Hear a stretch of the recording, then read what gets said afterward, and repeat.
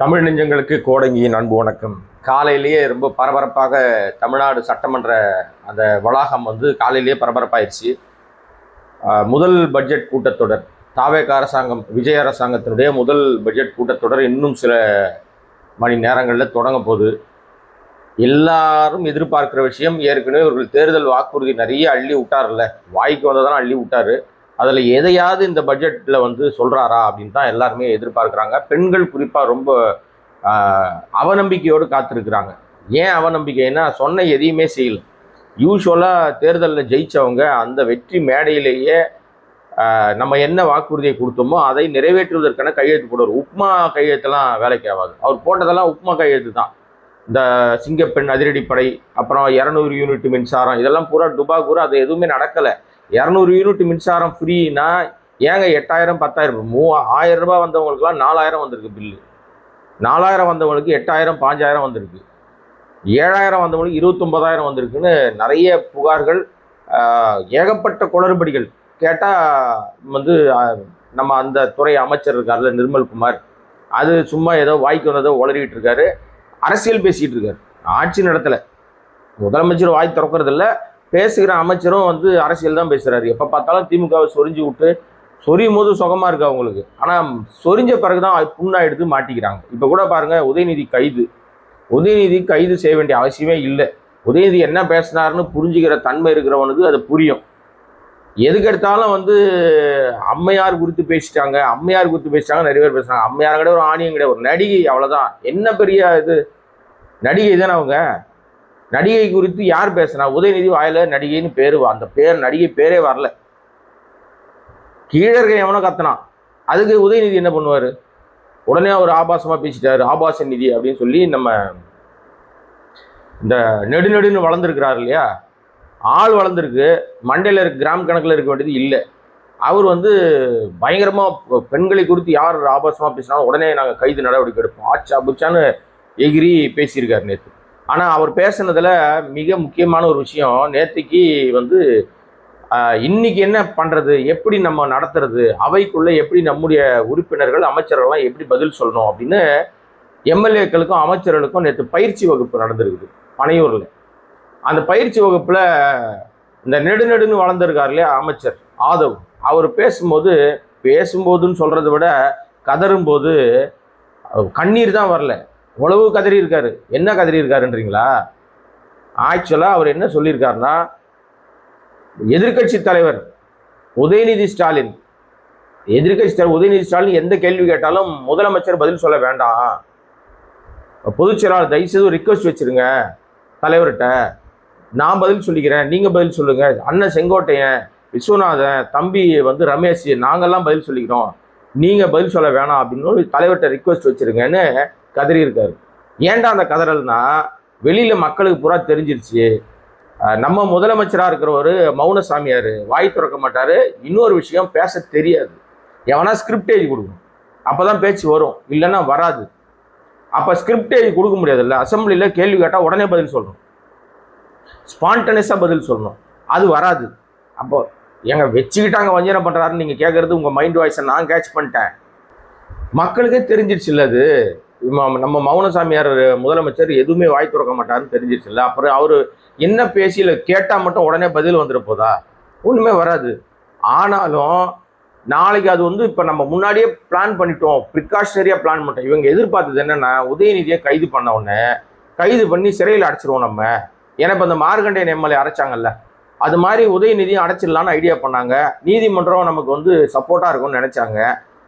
கைது பண்ண விதமே தப்பாச்சு. நீதிமன்றம் 12 மணி வரையும் வெயிட் பண்ணுன்னு சொன்னிச்சு. ஆனால் அதுக்கு முன்னாடியே அவசரமாக அந்த போலீஸ் போய் கமிஷனரே போகிறார். அமல்ராஜ் இருக்கார் இல்லையா, சென்னை மாநகர கமிஷனரு, அவ்வளோ கோவம். அது நீங்கள் நடக்கும்போது பார்த்தீங்கன்னா தெரியும், அவர் அவ்வளோ மூஞ்சில் அவ்வளோ கடன்னு அவ்வளோ வெறியோடு இருந்தார். ஆனால் அது நல்லதுக்கு இல்லை சார். ஏன்னா நீங்கள் ஒரு அரசு அதிகாரி, போலீஸ் கமிஷனர், ஆட்சி மாறிக்கிட்டே இருக்கும். இன்னைக்கு தாவேக ஆட்சி, நாளைக்கு என்ன நடக்கும்னு தெரியாது. ஏன்னா இந்த ஆட்சி நித்திய கண்ட பூர்ண ஆட்சி. இது மெஜாரிட்டியான ஆட்சி இல்லை, மைனாரிட்டி ஆட்சி. எப்போ வேணாலும் அது கவுந்துரும், புட்டுக்குன்னு போயிடும். அப்போ இந்த ஆணவத்தோட அதிகாரம் மமதை நம்மகிட்ட இருக்குது, ஆட்சியாளர்கள் நம்மகிட்ட சொல்லிட்டாங்கன்னு அவ்வளோ வேகம் காட்ட வேண்டிய அவசியமே இல்லை. இதை விட கேவலமா பேசின நிறைய பேர் நாட்டில் நடமாடிட்டு இருக்கான். இன்னொரு விஷயம், திரிஷா குறித்து நான் நேரடியாக விஷயத்துக்கு வரேன். திரிஷா குறித்து ஆபாசமா பேசிட்டாங்கன்று கைது பண்றீங்களே, திரிஷா குறித்து யாரும் ஆபாசமா பேசல. ஆனால் இப்ப இருக்கிற முதலமைச்சருடைய மனைவி இருக்காங்கல்ல சங்கீதா, அவங்க நீதிமன்றத்துக்கு போயிட்டாங்கன்ற ஒண்ணு எத்தனை விர்ச்சுவல் வாரியர்ஸ்ன்ற கேடுகட்ட நாய்ங்க எவ்வளவு கேவலமாலாம் வந்து பதிவு போட்டானுங்க, பொது வழியில பேசினானுங்க, வீடியோ போட்டானுங்க. அவனுங்கெல்லாம் என்ன புடுங்குனீங்க, என்ன கைட்டுனீங்க? இது என்ன அயோக்கியத்தனமான ஆட்சி இல்லையா இது? இத்தனைக்கும் முதலமைச்சரோட ஒய்ஃபுங்க இன்னைக்கு வரைக்கும் அவங்க தான் அதிகாரப்பூர்வ மனைவி. அந்த சகோதரி குறித்து அவ்வளவு ஆபாச அர்ச்சனை செய்த ஒரு நாதாரிகளை கூட போலீஸ் கைது பண்ணல. இன்னொரு நீதிமன்றம் உத்தரவிட்டும் ஒரு ஆளை கைது பண்ணாம சுத்திட்டு தெரியுது. நீதிமன்றம் கைது பண்ணி வழக்கு போட்டு நடவடிக்கை எடுத்து வழக்கு போட்டாச்சு, ஆனா கைது பண்ணல. இதான் உங்க லட்சணமா? உங்க டக்கு இதுதானா? எதிர்கட்சினா மட்டும் பாஞ்சின்னு வருவீங்க. ஸ்ரீவைகுண்டம் எம்எல்ஏ எவ்வளவு கேவலமான குற்றச்சாட்டு இருக்கு, ஆபாச குற்றச்சாட்டு. அந்த பெண்மணியே சொல்லிட்டாங்க, என்ன எம்எல்ஏ சொல்லி தான் என்னை வந்து பாலியல் ரீதியா துன்புறுத்தினாங்க, அவர் மீது நடவடிக்கை எடுக்கணும்னு அந்த பெண் வந்து சொல்றாங்க. நேரடி சாட்சி, வாக்குமூலம் கொடுக்குறாங்க, ஆனா கைது கிடையாது. அந்த விஜய் மோகன் ஒரு ஆளு, ராணிப்பேட்டை மாவட்ட செயலாளர், ஒரு பெண்மணி சொல்றாங்க, என்னை வந்து அவன் வந்து பாலியல் ரீதியாக பயன்படுத்திட்டு என்னுடைய போட்டோலாம் வச்சிருக்கான், என்னுடைய வந்து ஆடை இல்லாத போட்டோ வச்சிருக்கான், என்னை வந்து மிரட்டுறான், உருட்டுறான், எனக்கு வந்து ரொம்ப வாழறதுக்கே பயமா இருக்கு அப்படின்னு பகிரங்கமா குற்றம் சொல்லி கூட அந்த ஆள் மேல நடவடிக்கை இல்லை. இதான் சார் உங்க டக்கா சார், காவல்துறை சார், உங்க டக்கு இதுதானா? ஸோ இது எல்லாமே வந்து எதிர்கட்சி மேலதான் பாயுது. இப்ப ஆதவனுடைய கதறலுக்கு என்ன காரணம்னா, இவரை உள்ள வச்சிருவோம் உதயநிதின்னு நினைச்சாங்க, ஆனா உள்ள வைக்க முடியல. அவரை வந்து அலக்கழிச்சு இங்க இருந்து வந்து தஞ்சாவூர் வரைக்கும் கூட்டிட்டு போய் அலக்கழிச்சு, தஞ்சாவூருக்கே போறதுக்கு முன்னாடியே வந்து வேறு ஒரு போலீஸ் ஸ்டேஷன்ல அவரை வந்து கொண்டு போயிட்டு விசாரணைன்ற பேர்ல சும்மா 4 கேள்வி கேட்டுட்டு அவரை நடுராத்திரில அனுப்பி விட்டு, ஏன்னா லேட் நைட் அனுப்புனா சென்னை திரும்பி வர்றதுக்கு லேட் ஆகிடும், முதல் நாள் வரமாட்டாரு, சட்டசபைக்கு வரக்கூடாதுங்க. இவங்க நோக்கம் வந்து உதயநிதி ஸ்டாலின் சட்டமன்றத்துக்கு வரக்கூடாது. ஏன்னா வந்தா அவர் ஸ்கோர் பண்ணிடுறாரு, அவர் கேட்குற கேள்விக்கு பதில் சொல்ல இங்கே யாருக்கும் துப்பு இல்லை, தைரியம் இல்லை. ஏதோ ஒன்று பதில் சொல்றேன்னு சொல்லி மாட்டிக்கிட்டு டவுசர் கிழிஞ்சிருது, அசிங்கப்பட்டுறாங்க. தாவேக்கா 2 முறை கூட்டம் நடத்தி 2 முறையும் அசிங்கப்பட்டுருச்சு. எதிர்கட்சி தலைவருடைய பேச்சு தான் வெளியில ஃபுல்லா வைரல் ஆச்சு. முதல் நாள் கேட்ட கேள்விக்கு மறுநாள் வந்து ஸ்கூல் புள்ள மாதிரி இம்போசிஷன்ல எழுதின்னு வந்த மாதிரி வந்து மறுநாள் படிச்சாரு. யாருன்னா நம்ம முதலமைச்சர். அதனால மான மரியாதைலாம் காத்துல பறந்து போயிடுச்சு. அதே மாதிரி மறுபடியும் வந்து இப்ப எல்லாம் அப்படி பண்ண முடியாது இல்ல. பட்ஜெட் கூட்டத்தொடர்ல பட்ஜெட் வாசித்தவொடனே பட்ஜெட் மேல விவாதம் நடந்துரும். அப்பவே ஸ்பான்டேனியஸா பேசுவாங்க, கத்துவாங்க, கேள்வி கேட்பாங்க, அதுக்கு பதில் சொல்லணும். பாதி நேரம் முதலமைச்சரை நோக்கி தான் கேள்வி இருக்கும். இப்ப வந்து திமுக இன்னைக்கு என்ன அடிச்சு ஆட போகுதுன்னு தெரியல. ஏன்னா அவங்க அவ்வளவு வெறி செம்ம பயங்கர கோபத்துல இருக்காங்க.